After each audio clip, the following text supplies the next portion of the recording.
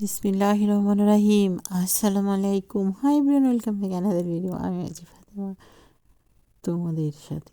এই শীতে বন্ধুরা কেমন আছো? আশা করি খুব খুব ভালো আছো।